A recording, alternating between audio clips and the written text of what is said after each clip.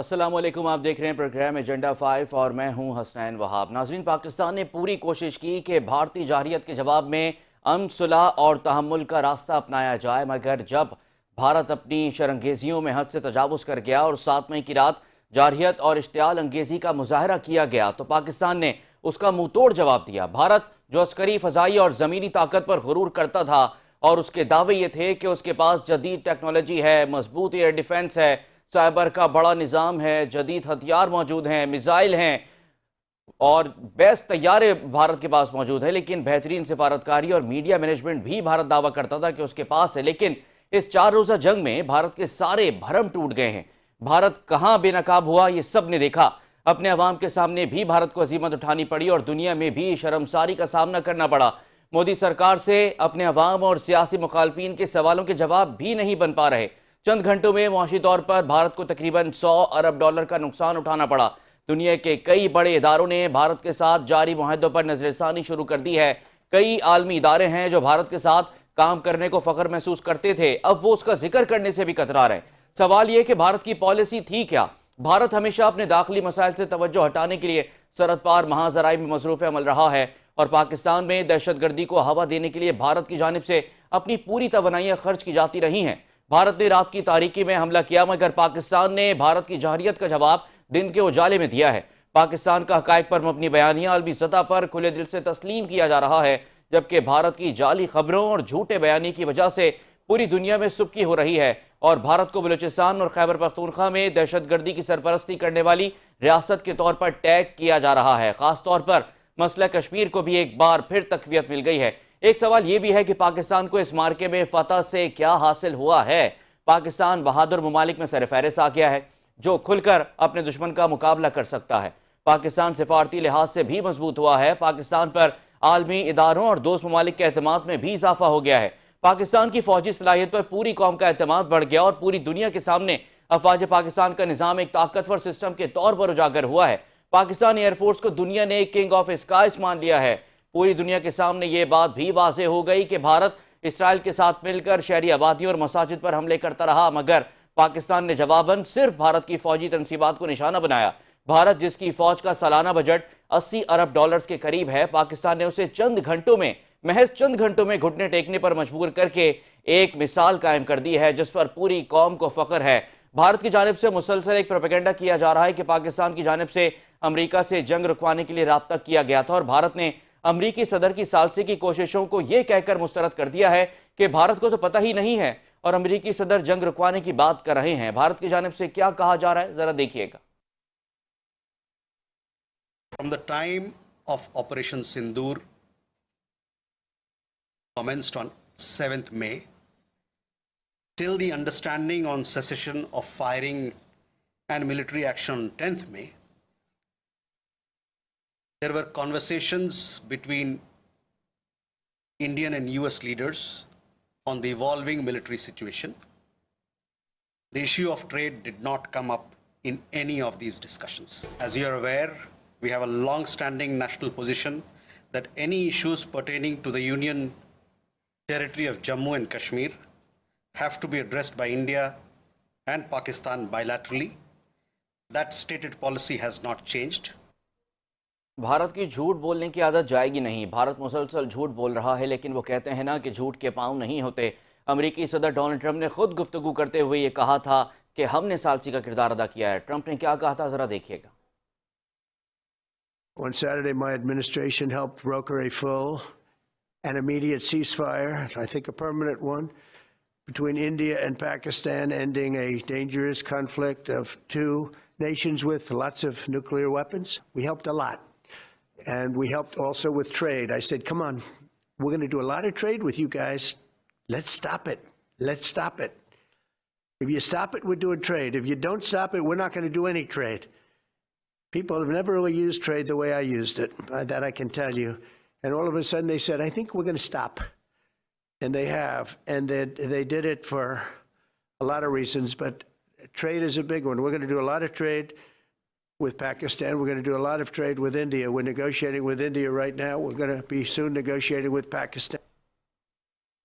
Donald Trump कह रहे हैं कि भारत से बात हो रही है, ट्रेड पर भी बात हो रही है, सीज फायर पर भी बात हुई है, सालसी का किरदार भी अदा किया है, लेकिन दूसरी तरफ भारत है जो हर बात से इनकारी है। आज वज़ीर आज़म मियां मोहम्मद शहबाज शरीफ ने अगले मोर्चों का दौरा किया है और एक बार फिर भारत को जो है बता दिया है कि पाकिस्तान की अमन की कोशिशों को कमज़ोरी मत समझना और मसला कश्मीर पर बात होगी, ट्रेड भी होगी, लेकिन दहशतगर्दी ख़त्म होने के बाद। वज़ीर आज़म शहबाज शरीफ ने क्या कहा, ज़रा देखिएगा। हम इस खत्ते में अमन चाहते हैं, हम तरक्की और खुशहाली चाहते हैं, लेकिन हमारी इस अमन की ख्वाहिश को कभी कमजोरी मत समझना, किसी गलत फहमी का शिकार ना होना। इसलिए मैं आपको एक मरतबा फिर कहता हूं कि पानी के मामले के ऊपर वाटर ट्रीटी 1960 की, वाटर ट्रीटी 1960 की, इसके ऊपर कभी सोचना भी ना।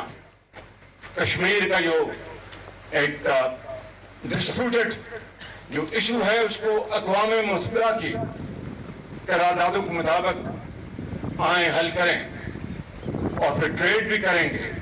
लेकिन अगर आप ये समझते हैं कि आप इस इलाके के थानेदार थे, तो वो थानेदारी, उसका जो झूठा फसाद था, वो पाश होके वो तबाह हो चुका है।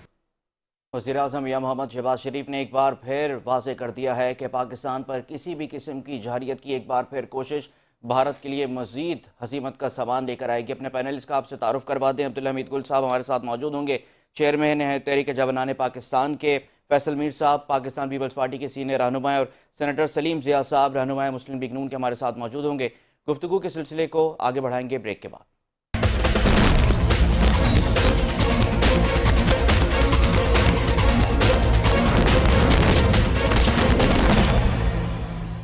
और फिर आपको प्रोग्राम में खुशामदीद कहेंगे और हमारे मेहमान हमारे साथ मौजूद हैं। फैसल मीर साहब ने हमें ज्वाइन किया है, रहनुमा पीपल्स पार्टी हैं। सर, क्या समझते हैं, बड़ी ज़बरदस्त कामयाबी हासिल की है पाकिस्तान ने, पाकिस्तान की अफवाज ने, पाकिस्तान की पॉलिटिकल क़यादत ने, और जो हमारी खारजा पॉलिसी रही है उसमें बड़ी कामयाबी पाकिस्तान को मिल रही है। दूसरी चीज़ सर ये भी है, सर बड़ी तकलीफ़ है नरेंद्र मोदी को, भारत को, सर वो तकलीफ़ और वो मसला हल उनका हो नहीं पा रहा है। क्या मशवरा देंगे सर कि जिससे तकलीफ़ थोड़ी भारत की कम हो जाए?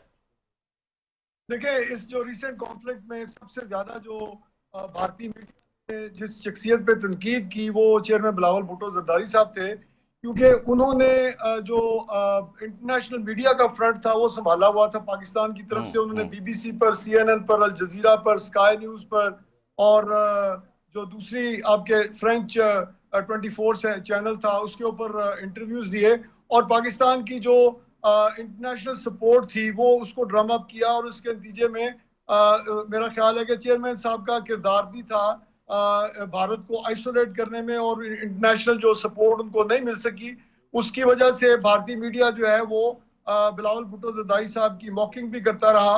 और इस वक्त जो इतना बड़ा जो तारीखी ये एक टर्निंग पॉइंट है वॉर हिस्ट्री में, रिसेंट हिस्ट्री में, कि एक चाइनीज एयरक्राफ्ट जो है उसको पाकिस्तानी मिसाइल जो है वो फ्रेंच एयरक्राफ्ट को गिरा देते हैं। और हर जो टर्निंग पॉइंट है उसके पीछे एक पूरी एक बेस होती है, ये ओवरनाइट नहीं हुआ, जहां पे पाकिस्तान आर्मी की क़यादत ने और हमारी एयरफोर्स ने अपनी महारत और बहादुरी के साथ इसमें कामयाबी हासिल की। वहां पे हमें याद रखना चाहिए कि मिसाइल टेक्नोलॉजी है जो है वो, आपने मोहतरमा बेनजीर भुट्टो की वो आखिरी तकरीर भी सुनी होगी जिसमें वो कह रहे थे कि मेरे पास जनरल्स आए, उन्होंने कहा कि हमारे पास मिसाइल टेक्नोलॉजी नहीं और इंडिया के पास है, और अगर वो हमला करे तो हम जवाब नहीं दे सकते।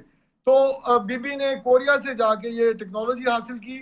उसके बाद आप देखिए कि आसिफ अली जरदारी साहब ने अपने दौर में फाउंडेशन ले की long term aerial defence modernisation of Pakistan air force, जिसमें उन्होंने जो JF-17 की सीरियल प्रोडक्शन स्टार्ट की, और ट्रांसपोर्ट और सर्विलेंस एयरक्राफ्ट जो है वो चाइना से लिया, और ग्वादर से लेके सी पैक तक चाइना को इतना उन्होंने कॉन्फिडेंस दिया कि उन्होंने अपनी सारी टेक्नोलॉजी पाकिस्तान को दी।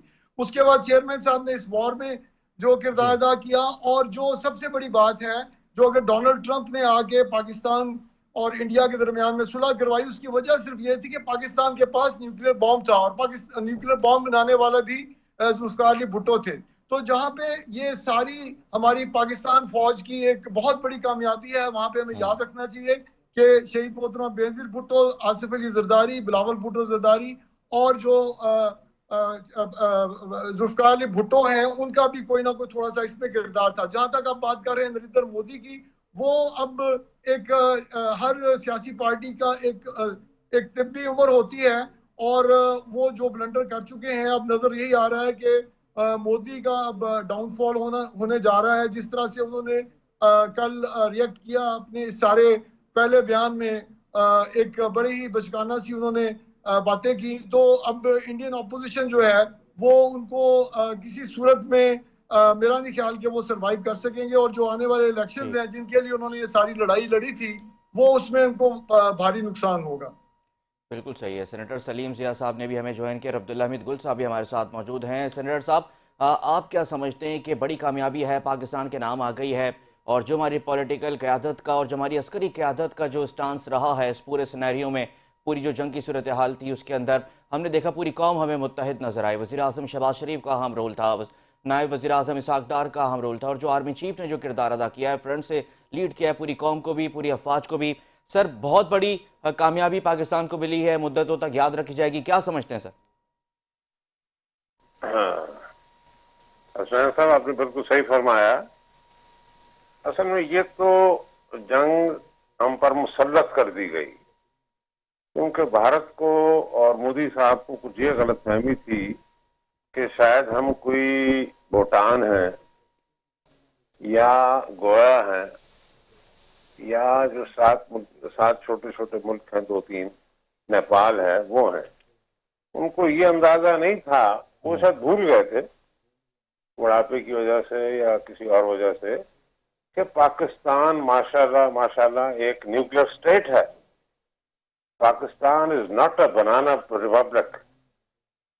इसकी क़यादत जो है वो इस्लाम से सरशार है, उसकी फौज जो है इस्लाम से सरशार है, और मैं समझता हूं कि ये उनकी अगर बहुत बड़ी गलतफहमी थी जो उन्होंने बलगाम के हवाले से जो काम शुरू किया और फिर उसके बाद शरारतें करते रह गए। लेकिन मैं सलाम करता हूं अपने अफवाज पाकिस्तान को कि इन्होंने जो 10 मई का जो काम किया, रात को हमला नहीं किया बुज़दिलों की तरह जैसे भारत ने किया। इन्होंने सुबह अजान के वक्त, फजर के वक्त ऑपरेशन शुरू किया, और 2 घंटे के अंदर अंदर वो जो इतनी बड़ी बड़ी बातें करने वाले थे भारतीय लीडर और उनकी सियासी और अस्करी क़यादत, वो बिल्कुल दुबक कर रह गई। हमें तो याद आ गया कि इन्होंने बिल्कुल 71 का हमला जो बिल्कुल बदला ले लिया, और वो हमें याद आ गई MM आलम और राशिद निनाज साहब की, बिल्कुल, जिन्होंने बड़ा भरपूर रोल अदा किया था। लेकिन इस दफा हमारे army chief general Hafiz Munir साहब, general Shamshad, air chief Zaheer Babar, और इसी तरह नेवी के हमारे जो चीफ हैं, इन सब ने और पूरी कौम ने मिलकर, और हमारे जनरल कयूम साहब जो हैं, जो सदर हैं पाकिस्तान एक्स सर्विस सोसाइटी के, इनके लोगों ने मिलकर जो रोल अदा किया, उसका मैं समझता हूं कि कोई जवाब नहीं।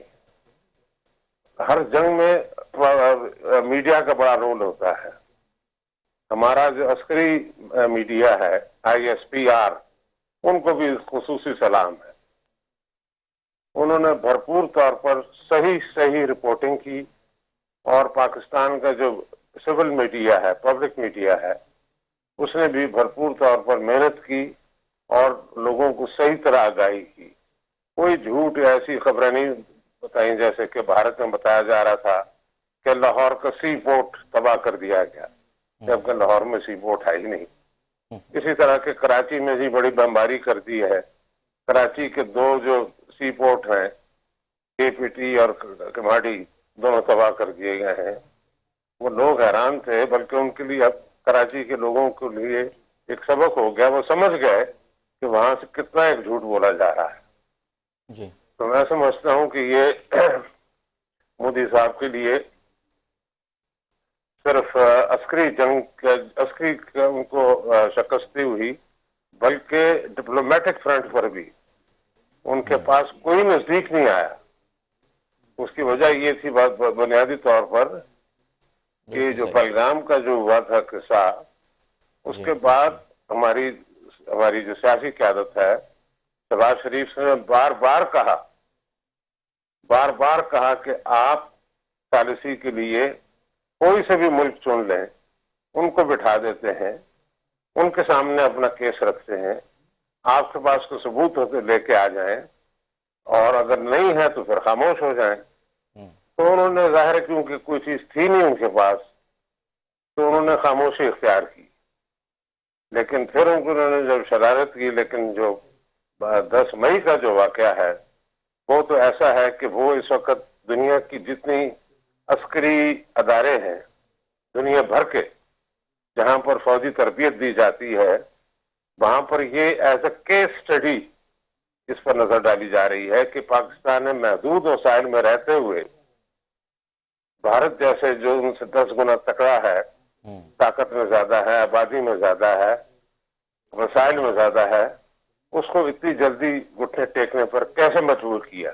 सर वो तो सर फेक न्यूज़ चला रहे थे अपने मीडिया में कि पाकिस्तान ने क्या कुछ कर दिया, भारत में आके अटैक कर दिया, इतने मिसाइल फायर कर दिए। हमने उसको हकीकत में सिर्फ तब्दील किया है सर, स्क्रिप्ट उन्हीं की थी, हमने वो इस्तेमाल किया, सिर्फ हकीकत का रंग उसको दे दिया जो उनकी फेक न्यूज़ थी। सर मैं आपके पास फिर वापस भी आता हूँ, अब्दुल्ला हमीद गुल साहब भी हमारे साथ मौजूद हैं।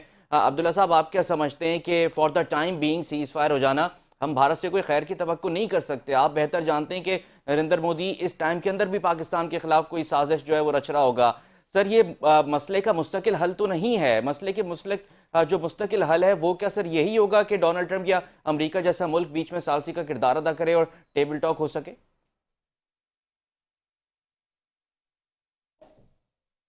अब्दुल्ला साहब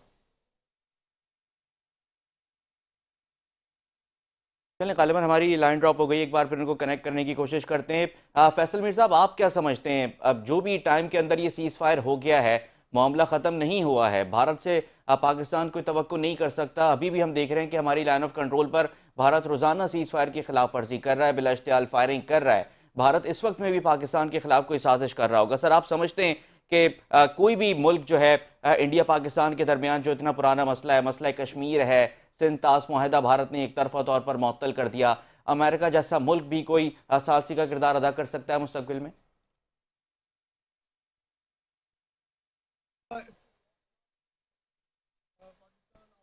और एयरफोर्स ने दिए हैं, वो एक उनके लिए बहुत बड़ा सरप्राइज है, और ये उनके लिए एक इतना आसान नहीं है कि वो जो दोबारा इस तरह की कोई कार्रवाई जो है मुस्तकबिल करीब में कर सके, क्योंकि उन्हें पाकिस्तानी एयरफोर्स ने ये बता दिया है कि हम लोग जो हैं वो तुम्हारे जिस तरह त्यारे सारे के सारे इनके जहाज जो है वो ग्राउंड हो गए थे, वो ये नहीं था कि वो आ नहीं सकते थे फिजा में। उन्हें पता था कि जितने जहाज भी फिजा में उड़ेंगे वो सारे के सारे राफेल जो हैं वो निशाना बनेंगे।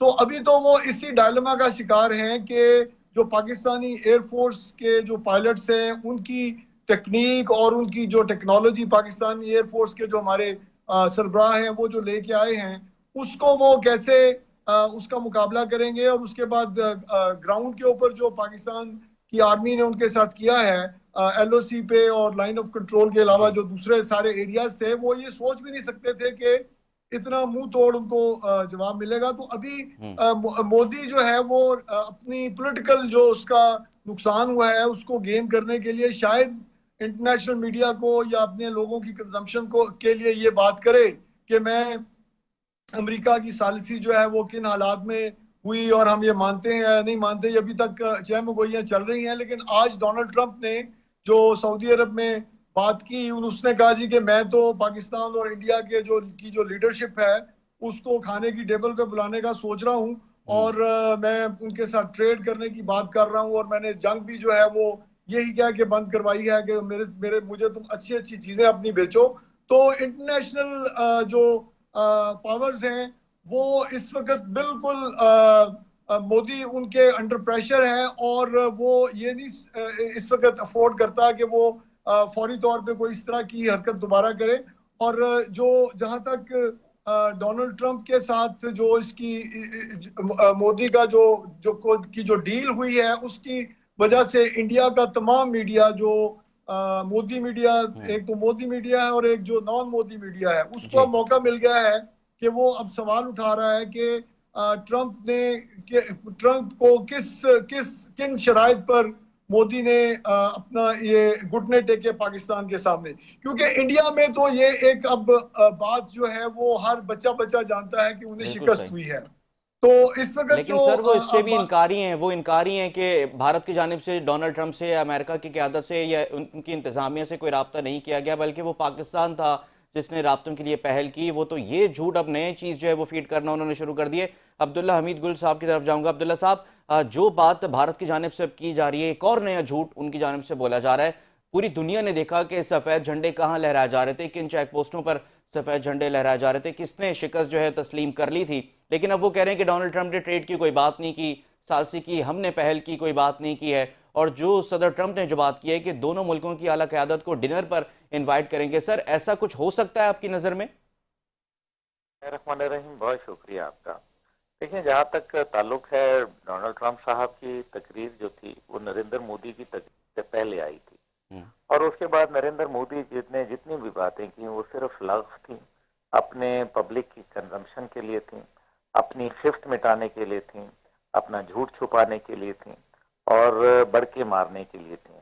इसके अलावा उसकी कोई हैसियत नहीं है। पहली बात यह है कि नरेंद्र मोदी ने कहीं ये नहीं कहा कि डोनाल्ड ट्रंप जो है वो गलत कह रहा है और मैं जो है वो सही कह रहा हूँ, पहली बात।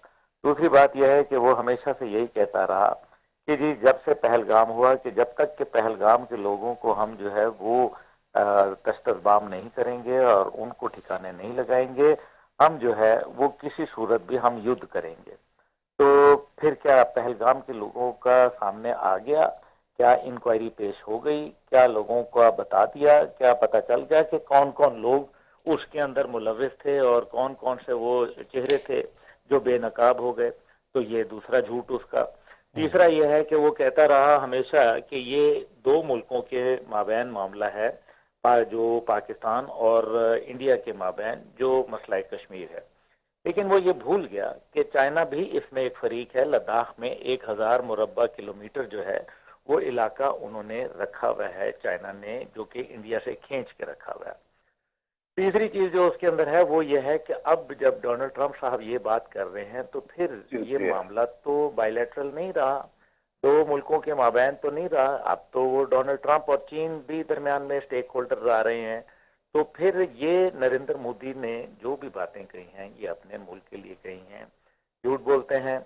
और मेरे ख्याल में जो उसको पॉलिटिकल डैमेज हुआ है, इतना ज्यादा कोलैटरल डैमेज हुआ है कि जिसका मेरे ख्याल में वो इमेजिन भी नहीं कर सकता था।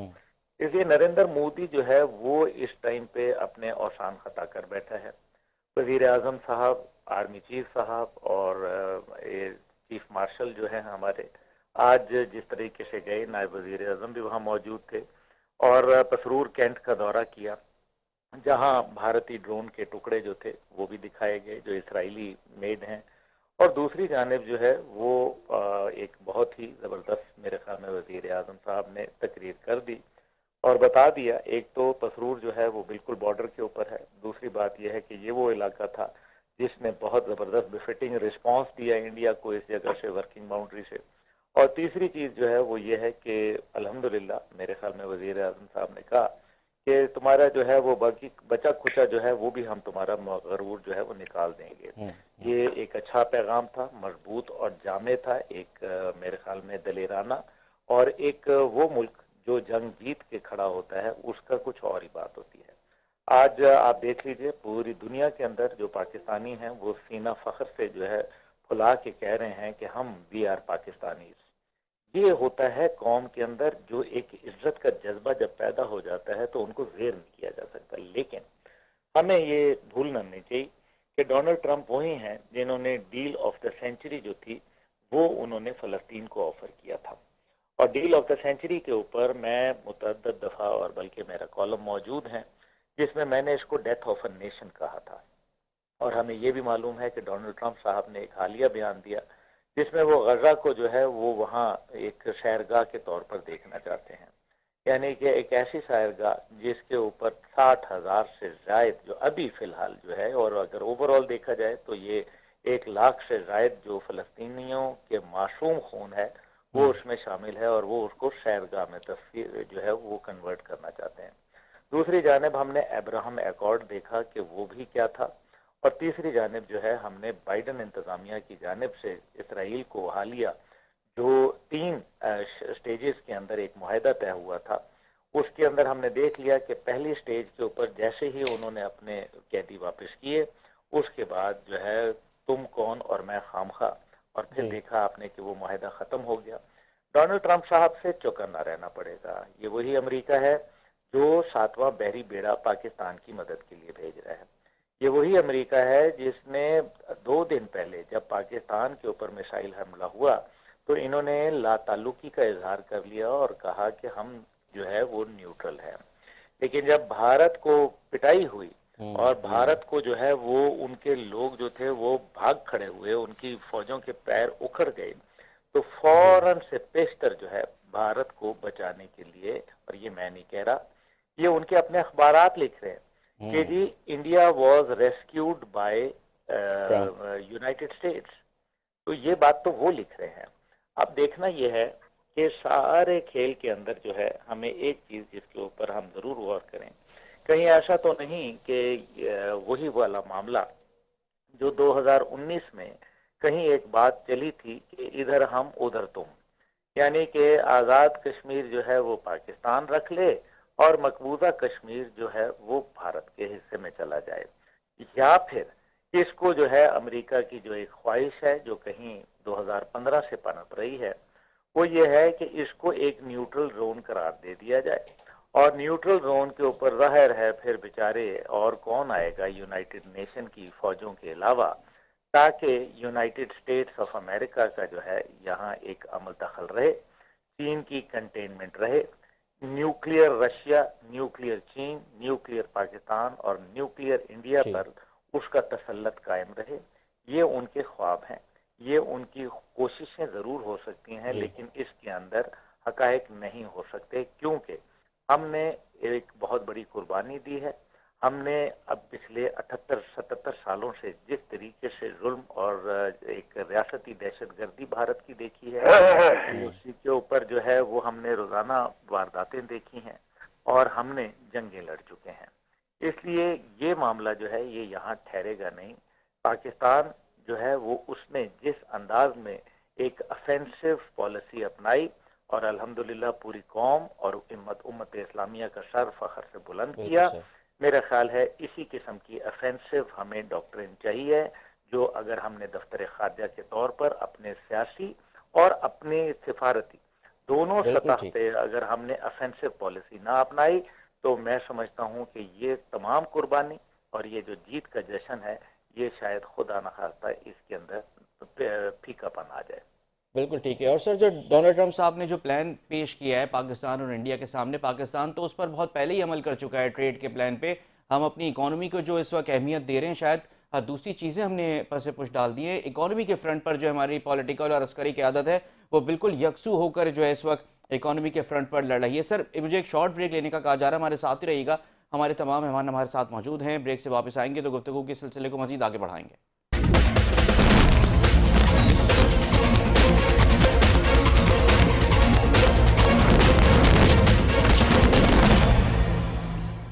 एक बार फिर आपको प्रोग्राम में खुशामदीद कहेंगे और अब्दुल्ला हमीद गुल साहब हमारे साथ मौजूद हैं, फैसल मीर साहब हैं और सेनेटर सलीम ज़िया साहब भी हमारे साथ मौजूद हैं।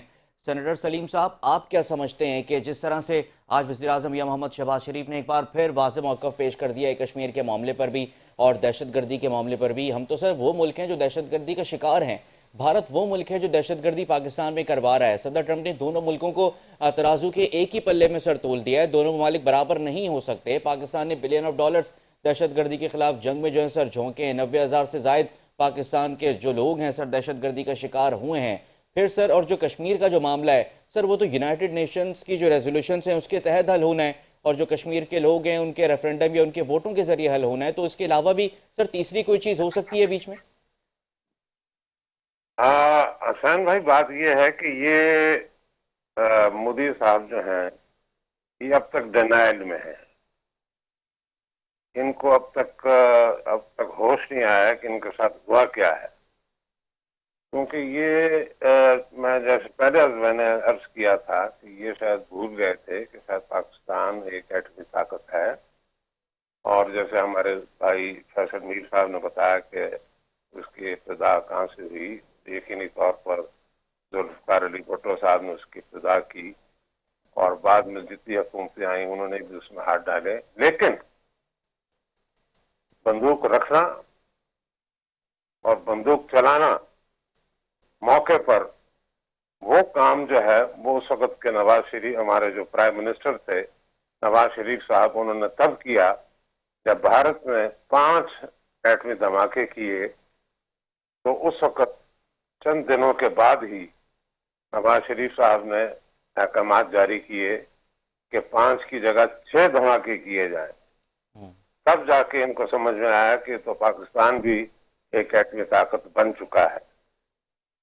दूसरी बात यह है कि इस मामले में मोदी साहब को सियासी जो अस्करी तौर पर जो खिफत उठानी पड़ी है और पूरी कौम को उठानी पड़ी उनकी, उसके बरक्स हमारे साथ चाइना रहा, सऊदी अरब ने हमें साथ दिया, अरब अमारात ने हमारा साथ दिया, तुर्की जैसे मुल्क ने हमारा साथ दिया, हमारे हमसाये मुल्क ईरान ने हमारा खुलकर साथ दिया।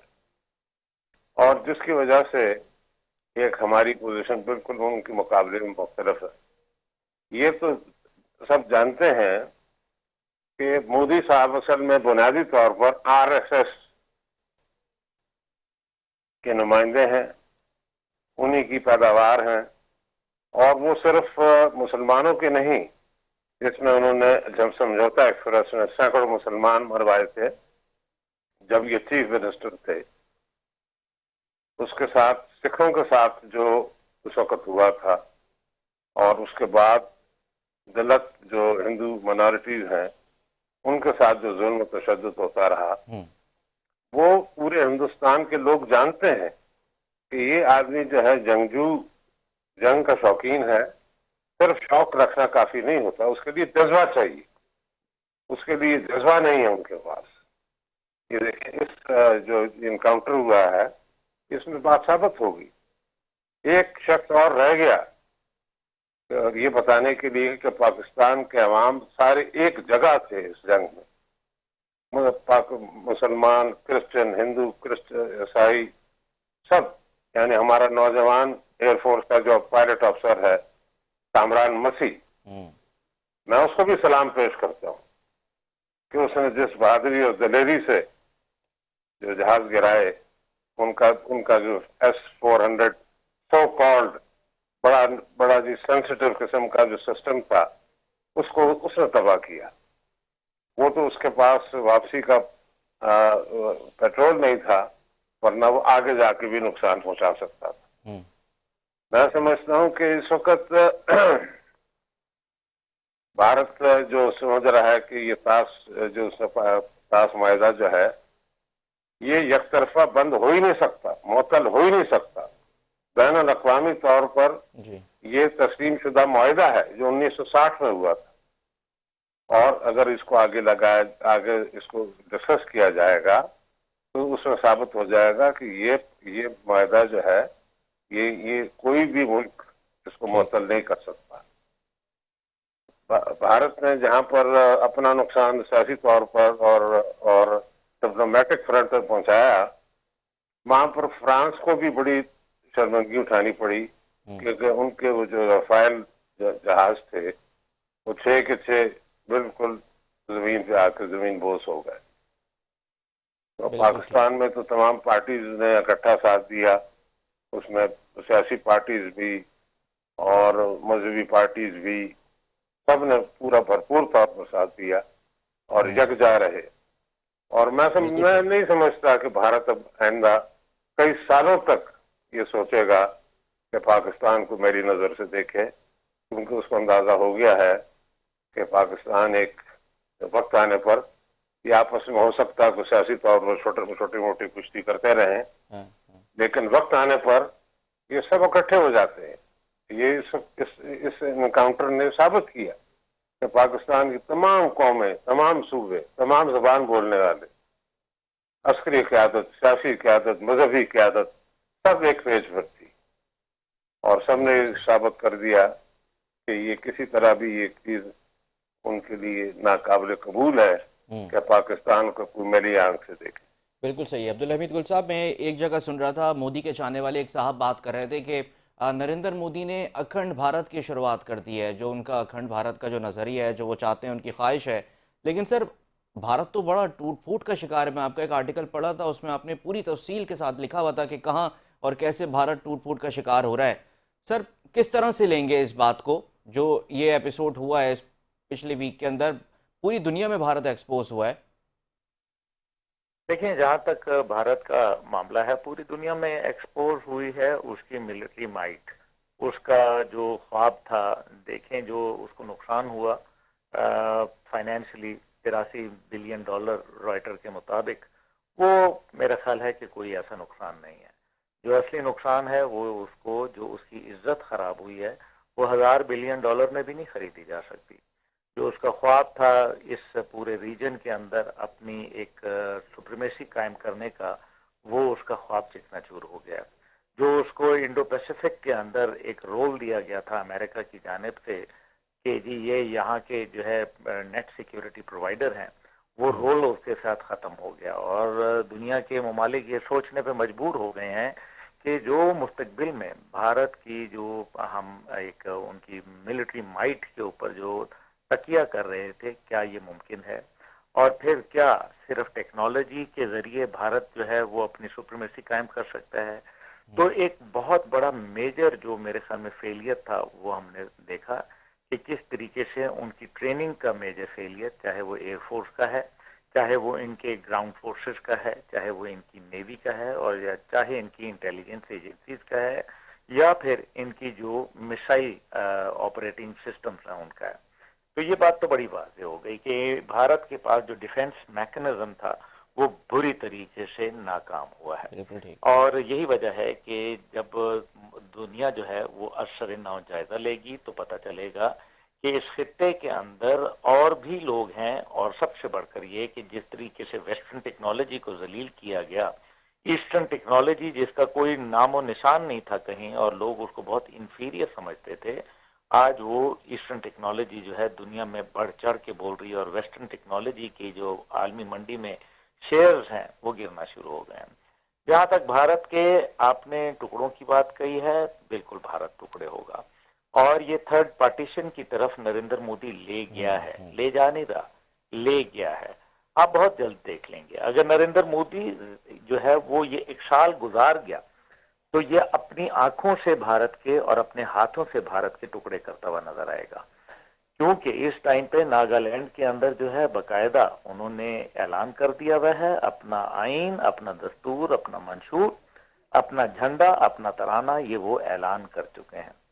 दूसरी जानिब जो है सिखों के ऊपर बकायदा बैलिस्टिक मिसाइल्स इस्तेमाल हुए हैं, ये कोई मामूली बात नहीं है। किसी भी दुनिया के अंदर कभी अपनी अक़लियत के खिलाफ जो है कोई ऐसा कार्रवाई नहीं हुई।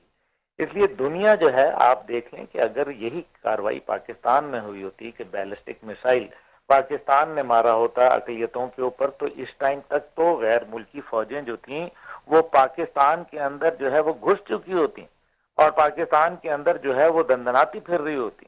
लेकिन क्या किसी ने आपको, अमेरिका ने, किसी यूरोप ने कंडेम करते हुए भी सुना? ठीक। तो किसी ने कंडेम नहीं किया। इसका मतलब बड़ा वाज़ेह है, हमें किसी के ऊपर तकिया नहीं करना। हमें मालूम है कि यहूद और नसारा हमारे दोस्त नहीं हो सकते, इसलिए पाकिस्तान को अपनी हिकमत अमली बनानी पड़ेगी। इंडिया के 50,000 टुकड़े हो जाएं, उससे पाकिस्तान को क्या फायदा होगा, हमें ये देखना है। हमें तो इससे फायदा नहीं होगा ना, वो तो बात तो ये है।